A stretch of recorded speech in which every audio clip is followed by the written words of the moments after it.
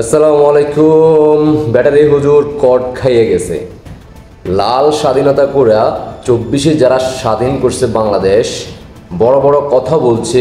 5 আগস্টের পর থেকে এই পর্যন্ত হাজারো মা বোনের ইজ্জত নষ্ট করার পরবর্তীতে তারা আনন্দ উল্লাস করছে। তারাই কিন্তু মাননীয় প্রধানমন্ত্রী শেখ হাসিনা থেকে শুরু করে তারা বিকৃতভাবে সোশ্যাল মিডিয়াতে উদযাপন করছেন। এটা দেশে এবং প্রবাসে সারা দুনিয়াতে সেটা ভাইরাল। এই ধারাবাহিকতায় সৃষ্টিকর্তা তাদেরকে মাননীয় প্রধানমন্ত্রী শেখ হাসিনা ক্ষমতা আসার আগেই, দায়িত্ব বুঝে পাওয়ার আগেই 24-এর সেই রাজাকার বংশের সন্তানদের পরিবারের উপরে এফেক্ট চলে আসছে।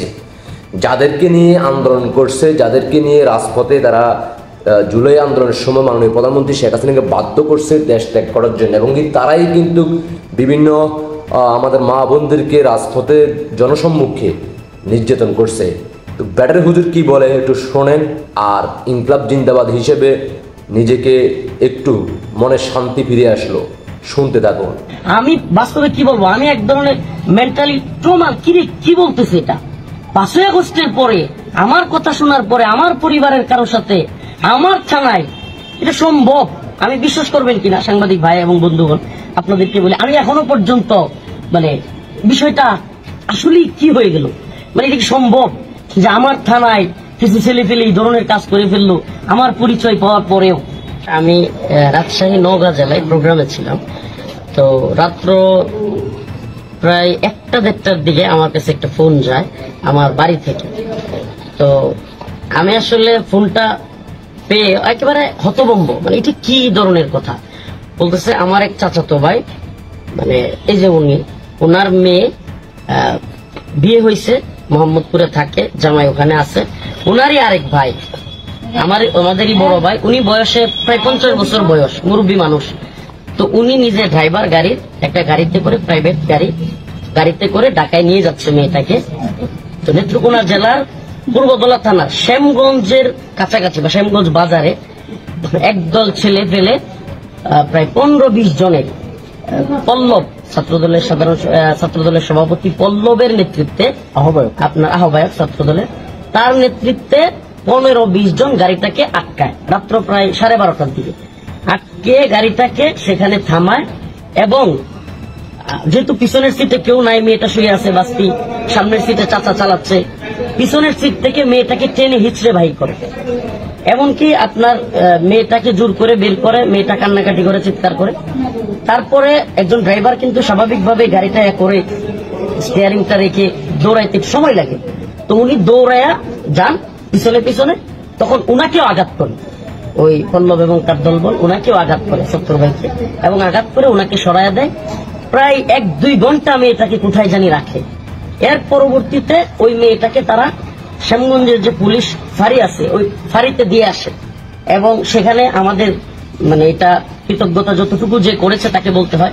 আমাদের পূর্বধলা থানার ওসি সাহেব, উনি আমার আমার সফর সঙ্গী, তার ফোন পেয়ে সাথে সাথে এখান থেকে উনি রাত্র 2টায় ওই শ্যামগঞ্জ পুলিশ ফাঁড়িতে উনি গিয়েছেন। গিয়ে সেখানে উনি একেবারে সরেজমিনে বিষয়টা সত্য যে এটা উনি দেখেছেন, এবং ওখানে এই বিষয়টা মেয়ের কাছ থেকে বা আমার চাচাতো ভাই তার কাছ থেকে, বা ওখানে গিয়েও এটার সত্যতা উনি দেখতে পেয়েছেন এবং যাচাই করেছেন।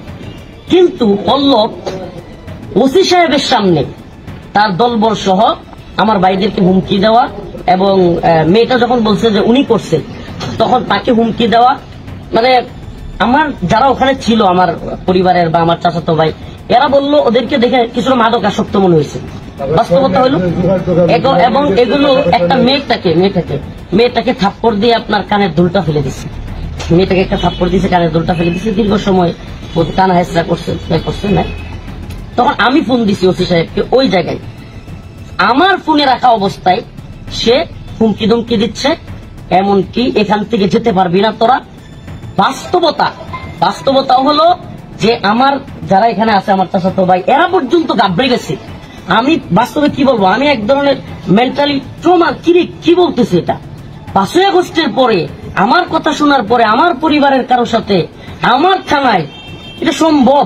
আমি বিশ্বাস করবেন কিনা সাংবাদিক ভাই এবং বন্ধুগণ, আপনাদেরকে বলি, আমি এখনো পর্যন্ত বিষয়টা আসলে কি হয়ে গেল, এটা কি সম্ভব যে আমার থানায় কিছু ছেলে ফেলে এই ধরনের কাজ করে ফেললো আমার পরিচয় পাওয়ার পরেও, মানে এত দূর গড়াইছে। তারপরে যেটা যতটুকু করছে বাবর ভাই, লুৎফুজ্জামান বাবর, আমি একসাথে আমরা কারাগারে ছিলাম, এই জন্য বাবর ভাই আমার খোঁজ খবর নিয়েছেন এবং উনি বলেছেন, এবং উনি আমাকে লাইনে রেখে আপনার পুলিশের ঊর্ধ্বতন কয়েকজনের সাথে যোগাযোগ করেছেন এবং বলেছেন দ্রুত ইমিডিয়েট তুমি ব্যবস্থা নাও তোমরা, আমি কিচ্ছু শুনতে চাই না।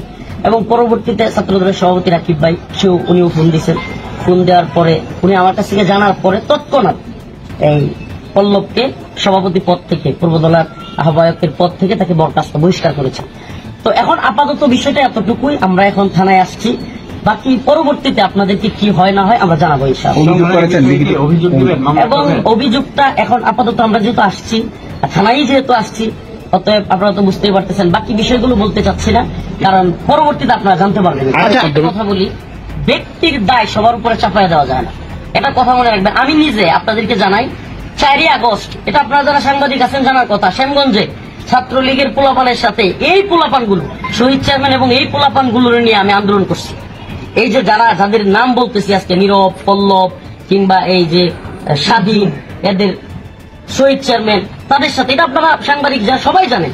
4ই আগস্ট আমি ঢাকা যাচ্ছিলাম আন্দোলনের জন্য, রাস্তায় ছাত্রলীগ আমাকে অ্যাটাক করে এবং তারা আমাকে সাথে নিয়ে, আমি রাজপথে নামাজ পড়ি এবং সেখানে আমরা আন্দোলনে শরিক হই, সেখানে দাওয়া পাল্টা দেওয়া হয়। আজকে সেই ছেলেগুলো এই কাজ করেছে, তো আমি আসলে কাকে কি বলবো তাহলে? অনেকে 20-30 জন, আমার বায়াসেরই 8-10 জন ছিল, তার মানে তাদেরকে অ্যাটাক করতে হলে 10 জনের উপরে লোক লাগবে, তারা ছিল 30-40 জন। এখন কে বা কারা ছিল সবগুলো নাম তো আমি জানি না, যতটুকু আমি জানতে পেরেছি এরা 3-4 জনের নাম, আর বাকি নামগুলো প্রশাসন জানবে এবং আমরা যতটুকু ব্যবস্থা নেওয়ার বাকি এখন আমরা সব বলতে পারতেছি না। এই শুনলেন তো, আমাকে কি চিনতে পারো নাই? আমাকে আমার নাম জানার পরেও আমার বাস্তির সাথে কি যেন করে ফেললো, আমার ভাইয়ের মেয়ের সাথে। এটাই তো হয়েছিল 5ই আগস্টের দিন থেকে শুরু করে এই পর্যন্ত। চুপ ছিলা, তোমরা আনন্দ উল্লাস করছিলা, তোমরা তখন বলছিলা আওয়ামী লীগ পরিবারের সাথে কেউ আত্মীয় স্বজন করবা না, আত্মীয়তা করবা না, আত্মীয়তা সম্পর্ক রাখবে না, তাদের সাথে কোনো ধরনের সম্পর্ক থাকবে না। এবার কার সাথে সম্পর্ক তৈরি করবা? যাদেরকে নিয়ে তোমরা আত্মীয়তা করবা তারাই তোমাদেরকে দিয়ে দিছে। কি হবে সেটাও বলতে যাচ্ছেন না, কি আর হবে এটা বলার দরকার নাই। তো এখন হচ্ছে, বাকিটা হচ্ছে, সময় লাগবে 9 মাস যদি থাকে, তাহলে পরবর্তীতে বাচ্চা আসবে আর কি, এছাড়া তো আর কিছু না। আর যদি সেটা ডক্টরের সাহায্য নেওয়া হয় তাহলে সেটা আর বাচ্চা দুনিয়াতে আসবে না, আর দেখতেও পাবে না, সেটা রাজাকার পাকিস্তানিপন্থী হিসেবে সে জন্মগ্রহণ করতে পারবে না, এটাই বাস্তবতা। তো যারা এই কাজটা করছেন, যদিও আপনাদের দলের মধ্যে আপনারা রাজাকার, এক রাজাকার আরেক রাজাকারের মেয়েকে দর্শন করছেন, যেটা করছেন, যাই করছেন সেটা ভালোই হয়েছে, কারণ আপনারা তো 5ই আগস্টের পর থেকে এই পর্যন্ত হাজারো মা বোনের ইজ্জত নিয়ে খেলা খেলছেন। তো ব্যাটারি হুজুর এখন ইনকলাব জিন্দাবাদ হয়ে গেছে, ব্যাটারি হুজুরের জন্য দোয়া শুভকামনা রইল। ব্যাটারি হুজুর বলতেছে আবার আমার থানায় আমার বাড়ির ঘটনা আমাকে চিনতে পারলো না, এটা কি সম্ভব হইল কিভাবে? হ্যাঁ, এটাই সম্ভব হচ্ছে, ভবিষ্যতে আরও সময় গণিয়ে আসতে যাচ্ছে, যেটা তোমার বাড়ির পার্শ্ববর্তী বা ঘরের লোকেই তোমাকে সেটা ইনকলাব জিন্দাবাদ করবে, শুধুমাত্র সময়ের অপেক্ষা। আশা করি বুঝতে পারছেন ব্যাটারি হুজুরের এই দুঃখ আর আপনাদের এই আনন্দটা দেশবাসীকে দেখার সুযোগ করে দিবেন সর্বোচ্চ শেয়ার করে। আশা করি আপনারা বুঝতে পারছেন, সেটা যারা রাজাকার বংশের সন্তানরা। আপনাদের ব্যক্তিগত মতামত অবশ্যই কমেন্টে জানিয়ে যাবেন। আল্লাহ হাফেজ।